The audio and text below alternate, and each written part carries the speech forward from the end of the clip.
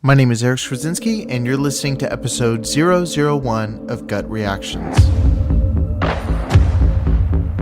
Hi everybody, welcome to episode number 001 of Gut Reactions.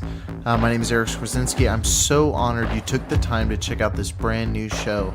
It's been rolling around in my mind for some time now, probably actually about a year, and I'm so excited to finally put this out there. This episode will be somewhat unique in its format compared to future installments of the show. I want to essentially split this episode into two main parts, one introducing the layout of the show itself for future episodes, and the other sort of introducing me and my specific horror interests. Now first, I want to discuss the show's layout. Each episode will have a specific theme or topic that we'll discuss, whether it be best 80s movies, remakes versus the original, whether we want to talk about the best children's horror film or scariest moments, whatever the theme is, the episode will be focused on that rather than on a specific film like some podcasts do where they take, Texas Chainsaw Massacre or The Babadook and go through those frame by frame and kind of discuss them. I want to take a broad topic and go through several films that I think really represent the good, the bad, and the ugly of that segment. So each show will typically be in four main parts. The first will be kind of a what I've been watching segment. So I'll talk about, what horror TV I've been consuming, what horror movies, what horror books, if that's the case that week or that month.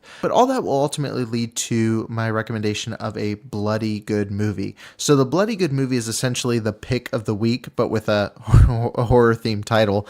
And so, if you guys are following on Instagram or Facebook already, you saw that the first bloody good movie was actually Victor Crowley by director Adam Green. Sue, get back to the boat. Run back to the boat right now, Sue! What? What?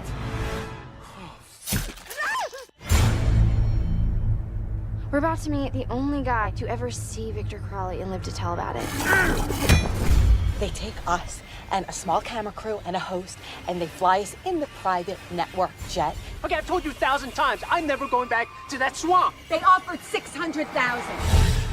So that was just a film that I really enjoyed, and I thought, I wish everybody that I know that loves slasher movies would watch this bloody good movie. So each time we do an episode, I want to have a bloody good movie prepared, whether it's an old movie, a new movie, an independent movie, a big studio movie, whether it's been seen a million times, or maybe it's a movie that no one's heard about until I bring it up. I just want to point out a movie that really speaks to me. Now, going from that segment, if we have a guest, we'll do what I call a spill your gut segment, where essentially I'll ask the guest various questions about, their first experience with horror, what scares them the most in horror, what's their favorite remake, what's their favorite 80s horror film, what's their favorite exorcism film, whatever topic I think is relevant to, whether the guest is a podcast host, an actor, a director, questions that would be relevant, I think that the audience would love to hear. In the future, if this continues to grow, I'd love to have some audience questions that would be submitted through Facebook where we could take those and say, here's what people want to know. Please spill your guts about this topic. Now, once we're done with the Spill Your Guts segment, we'll go into the discussion about the topic at hand. So from there, me and the guest, or just me by myself, depending on the episode, we'll talk through, examples of, a great film under the topic or theme at hand. Once we get through what will be the majority of the show, which is a positive discussion about films that really succeeded at what they were attempting to do, we're going to move into our fourth and final segment, which is Autopsy. Now, in Autopsy, we're going to take a film that maybe failed, whether it was, poor casting, bad special effects, director mix-ups that happened throughout production, or maybe it was a film where there's a ton of good elements, but that doesn't make a cohesive whole. We're just going to look and say what killed this film. We're going to do a literal autopsy on the film. Well, maybe not literal. We're going to do a figurative autopsy on the film and look through every element and see what went wrong. From there, we'll transition to the closing, make some final remarks about the topic, maybe make some final recommendations, maybe some second tier bloody good movie material, and go from there. Now, you may be thinking, well, that sounds like a pretty traditional horror podcast. Well, you might be right, but all I can do is offer my perspective, and what I want this show to be is a well-produced version of all the shows that I love already, and take elements I think they might be missing or things that I would love to hear as a fan, One thing I want to do is add great music cues. I want to add sound bites from the films. I want to add trailer audio. I want to make each episode a experience unlike any other, whether that's just through the musical cues, whether that's through, when we're talking about Evil Dead, are we going to play some music here and there, or have some hints of, dialogue when we're discussing it. It's those little things that I just want to add that really take this podcast to the next level. If you've already followed on Instagram or Facebook, you've seen that I'm putting a lot of attention on the graphics and the way things are formatted and look. I want to have a very clean, a very exciting experience for horror fans just like myself. This show is pretty much what I love about horror. I'm going to talk about all the things that matter to me as a fan. I'm not coming at this as a hired host or as someone that doesn't really care about the genre. I'm someone that's bringing in just my love, my passion for such an incredible genre that I think is the best genre, the most powerful genre for telling meaningful stories. Now that I've talked about the show and the format, I want to talk about myself, because you're probably wondering, who is Eric Skwarczynski and why is he hosting a horror podcast? Who the devil are you? Well, to give you a little bit of background, I grew up in Southern California and have always been interested in filmmaking. Watching old black and white Errol Flynn movies, to watching Princess Bride and being scared of the rats in that film, and really growing up interested in filmmaking itself. But once I got into high school, I had my first experience with horror. Actually, it was probably closer to junior high, seeing Psycho, and that scared me to death. And then as I got a little bit older, I started seeking out horror films. So George A. Romero's Dawn of the Dead, Night of the Living Dead, Day of the Dead. I devoured films like that. I moved to Nightmare on Elm Street, Friday the 13th. And this passion for filmmaking started shifting to this passion for, horror and filmmaking, and listening to interviews with Wes Craven, John Carpenter, George Romero, as I mentioned before. On a business side, I got involved right out of high school working as an intern for a media company in Fresno, California. Well, hello, Mr. Fancy Pants. Worked on a documentary, several commercials for nonprofits, businesses, and projects for individuals. And went on from there. I actually worked with a missions agency for about 2 years. Was shooting media content for them as well, kind of documentary style. As of right now, I'm actually a social media coordinator back in Southern California, and occasionally doing freelance projects. My most recent, most exciting one was a project that actually took me around the world to every inhabitable continent except for Australia, which I was kind of bummed about. But so I have a lot of experience behind the camera. Could always have a lot more. But that kind of perspective is really lent to how I view films, and vice versa. The movies I watch have influenced, even though I may not be making horror films at the moment per se, I can't even begin to measure the impact listening to Sam Raimi talk about the craft has been on me, or how much listening to George Romero talk about editing has had an impact on me. So I'm coming at this from both a filmmaker's perspective, not to use a word in a self-aggrandizing way, but from a filmmaking perspective, from someone that knows media firsthand. And I'm coming at it as someone that just grew up loving movies, loving the magic of seeing a film come together. So I asked in a couple Facebook groups, what are some questions you'd want to know if you're meeting a horror fan for the first time? So if you're at a party and you meet someone, you find out they say they're into horror, what are the questions you want to ask? And I got a ton of responses asking questions. And I did some Googling as well to kind of look up some of the best questions to ask a horror fan. So just to introduce myself, I can't think of any better way than to work through some of these questions, answer some of them so you get an idea of my tastes, my interests, and kind of understand where I'm coming from in future episodes. So the first question that I think people would want to know is what my gateway to horror was. I referenced it a little bit earlier, but my first experience with a straight-up horror movie was actually Psycho, Alfred Hitchcock's original Psycho. Here we have a quiet little motel, when in fact it has now become known as the scene of the crime. My parents rented it and were like, oh, it's this black and white classic film. I was like, okay.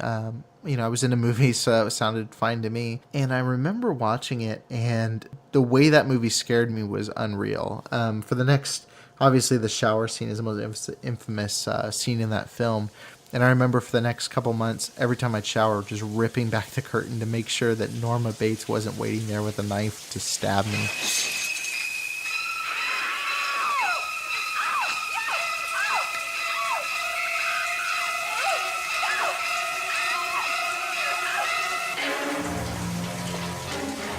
So that was my gateway, and it took a while. It took about 2-3 years for that love of that scare to make me realize there's more like this. I'm trying to remember how I think it was maybe the Platinum Dudes remakes, actually. I know they get some hate. We'll talk about them in the future. But I think it was the Platinum Dude remakes that really got me into, this is like something fun to watch. So I watched the Nightmare on Elm Street remake. I watched the Texas Chainsaw remake. I watched Hills Have Eyes. I watched all these, movies that I would borrow from friends. And I watched the Dawn of the Dead remake, and that made me, because I love that movie. I love the concept. I was like, I have to see the original. Now, George Romero brings us the most intensely shocking motion picture experience for all times. It gets up and kills. The people it kills get up and kill. This situation must be controlled before it's too late. They are multiplying too rapidly.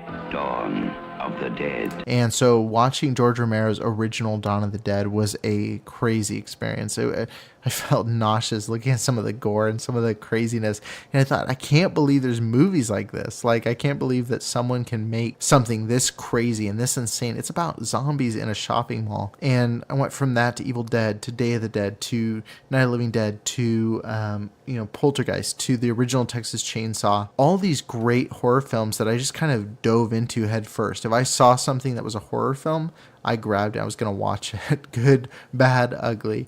I watched it all, and I loved it all. There was no filter. I just loved horror. So that was kind of my gateway. Now, my favorite horror movie is something that's interesting to talk about because it really depends on the mood I'm in. I guess I'll give 4 favorites. My favorite horror films are definitely The Shining. I just think that's an endlessly rewatchable film. But it's more of a slow burn kind of film. I love Nightmare on Elm Street 3 Dream Warriors. And if you catch me pretty much 360 days of the year, that's always going to be my go-to answer is Nightmare on Elm Street 3 Dream Warriors. I love the 80s aesthetic. I love the Freddy makeup. I love Nancy. I love everything about that film. I just think Chuck Russell did a fantastic job. And I think it might be the strongest in the series. I think New Nightmare may be a more interesting concept. But I think Nightmare on Elm Street 3 is just a crazy bananas movie that's just so much fun to watch. So that's probably one of my favorites. Honorable mentions, Texas Chainsaw Massacre, Tobe Hooper's original. Really, really love that film. And Evil Dead 2 would definitely be up there. Evil Dead and Evil Dead 2 are kind of on the same plane for me. Those were films I watched every single week, just nonstop. I couldn't get enough of the crazy camera angles, the over-the-top gore. I loved the Evil Dead movies. And really, you can cycle in any George Romero movie as well. I know I said I give 4, but, Day of the Dead is way up there. Great soundtrack, great acting, great effects by Tom Savini. A wonderful film. Let's see, what's another good question here? Okay, this is a good one. What is your favorite horror movie subgenre? Man, see, I looked at these questions, but now they're catching me off guard because I really have to think about it. At the moment, I probably enjoy paranormal. With the Conjuring films coming out, Insidious, I love those.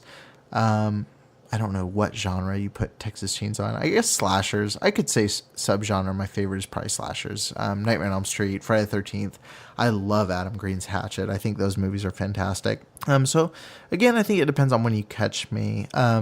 Favorite on-screen kill is definitely from Hatchet. My favorite on-screen kill is when the older couple, I'm totally blanking on the names right now, are walking away from the group, and she's saying, you know, it's okay, we're going to make it through this, and he's limping, and it's really sad. And you just see Victor Crowley run out and grab her by the face and basically rip her jaw in half, taking out the top part of her head. And you just see this tongue just waving in the air. I think it's so crazy and over the top. Like, you're like, what? I need to rewind this over and over again. That's way up there as far as favorite kill. The only one that would come close and maybe top it, again, depending on my mood, would be in Dream Warriors, Nightmare on Elm Street 3, with the marionette kill, where the kid literally has his veins ripped out and used as marionette strings to walk him over to the balcony, and Freddy ends up cutting the veins or the strings and allowing him to fall to his death. It is so scary and weird and cool and creepy, and just, it's amazing. That's up there. Favorite horror franchise is Nightmare on Elm Street, hands down. I love that series. I think Robert Englund is amazing. I love the vivid colors. I love the way the dream sequences work. It's just a really solid franchise, but I'm not going to talk too much about that because I want to do an episode specifically devoted to the Nightmare on Elm Street films. Let's see, what's another good question? Favorite horror director? I have to go with George Romero. I mean, the way he wove this political subtext, I mean, and as a writer as well, the way he wove this political and the social subtext into every single film he did, whether it was Night Riders, whether it was Night of the Living Dead, Dawn of the Dead, Day of the Dead, Land of the Dead, Survival of the Dead, Diary of the Dead, anything dead, he wove in, you know, conversations about racism, sexism, you know, the government, about, you know, consumerism. He was just a brilliant person.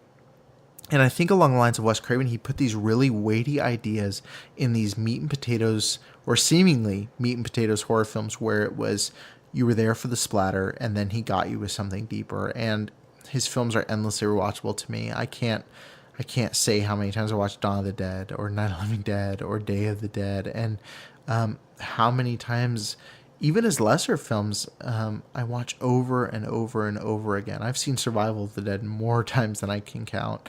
You know, I love Monkey Shines. I love all of his films. I think they're just so powerful and incredibly relevant. I recently watched The Crazies, and thinking of our current political climate and the confusion and the animosity between, you know, different factions within the government, The Crazies seems so relevant. It was made, you know, man, I mean, 30, 40 years ago, and it just seems so relevant to today's culture. And so I think the fact that he made so many timeless films really puts him up there as a favorite horror director for me. Okay, I'm going to answer two more questions. Let me make sure they're really good questions. Okay, favorite horror remake. That is a super hard tie for me. I love the Texas Chainsaw Massacre remake. I know it's sacrilege for some people, but I love the Texas Chainsaw Massacre remake that came out in 2003. I love the lighting. I love the way the acting. Arlie Ermy is just gold in that movie as the patriarch of the Sawyer family. You know, I love, in the same token, you know, Fede Alvarez's Evil Dead. It's probably just below Texas Chainsaw Massacre for me, but it's pretty close. I just love how over the top it is, and it takes the story we know and it tweaks it and makes it interesting and fresh. And a fun story, the Evil Dead film was actually the first movie I ever saw in theaters. Not first horror movie, the first movie I ever saw in theaters. I turned 18 when it came out, and I went to go see it with a friend. And I just remember it just destroyed me. I was so scared. I loved every minute, but I just, as an 18-year-old, you know, it was kind of silly. We were parked 3 blocks away, and we were like half jogging, trying to get back to the car because we were like just so shook up from what we saw. And it was a mix of a great audience experience. We had a packed theater, people just screaming their heads off. And then it was just a really entertaining and kind of creepy film. So yeah, I love both Texas Chainsaw Massacre, Evil Dead, and I mean, Alexandra Aja's Hills Have Eyes is way up there as well. Let's see. Let me do one more question. There's so many good questions all over. Why not? My favorite bad horror film, like the horror film that is just absolutely cheesy and doesn't really work, but you know, it's just an entertaining film. I love Tourist Trap. Every year, hundreds of young people travel the country and disappear. God help those who get caught in the tourist trap. I discovered it this year on Shudder, and that movie is just bananas. Like Chuck Connors and his weird performance, and I can't even explain I don't know how you explain Tourist Trap to somebody that's never seen it. That's such a weird movie. It's like basically, if you haven't seen Tourist Trap, first of all, get on Shudder and watch Tourist Trap. If you haven't seen Tourist Trap, it's a mix between, oh my gosh, I mean, how do you explain it? It's a mix between Texas Chainsaw Massacre, Carrie, maybe Hills Have Eyes a little bit, maybe a little bit of Psycho. I mean, it is just a weird Frankenstein's monster of different genres and movies, and they're just all fighting for dominance. It's just such a weird, bizarre movie, and it's so poorly executed in some areas, and then some areas are so creepy and effective that it like kind of makes you uncomfortable. Well, I say kind of, it makes you so uncomfortable, and so that's a really fun movie. It's not the worst movie. Like it's certainly not a bad movie. It's just such a fun, weird. It's just a weird gem of a movie. I'm not going to spoil anything about it. You just need to watch it. Yeah, there's a couple questions. I'm sure I'll go through some more as we have different episodes and go into more specific topics. But that's kind of an introduction to me. That's the layout you can expect for each episode. Thank you so much for listening. I definitely recommend you listen to the second episode as we go into more of the actual layout and the actual format and talk about specific topics. But I just hope this was kind of a nice informal introduction to me, to the podcast, and I hope you'll continue listening. If it's something you enjoy, please feel free to leave a 5-star review on iTunes, or if you hate it, leave a 1-star, but you're a horrible person. But no, if you could just leave a review, I'd really appreciate it. Be sure to like the Facebook page, at Gut Reactions, Instagram, the same handle, at Gut Reactions, and just like, comment. Hey, if you hate the podcast and you hate me, you might just like the images on the Instagram because they're just stills from horror films and quote images and happy birthdays to genre actors. So, hey, if you don't want to listen to a podcast, follow it on Instagram anyway, because you might see some stuff you like. And keep an eye out for some good guests. I'm trying right now to line up some people to be on the podcast in different capacities. I already have 2 that are game to do it. We just have to schedule it. And I have a couple more I'm mustering up the courage to ask because I know they're super, super, super busy. But I'm going to try to get a hold of them and try to get them locked down for future episodes. So thank you so much for listening. Again, my name is Eric Skwarczynski, and I look forward to episode number 002 of Gut Reactions. Thank you.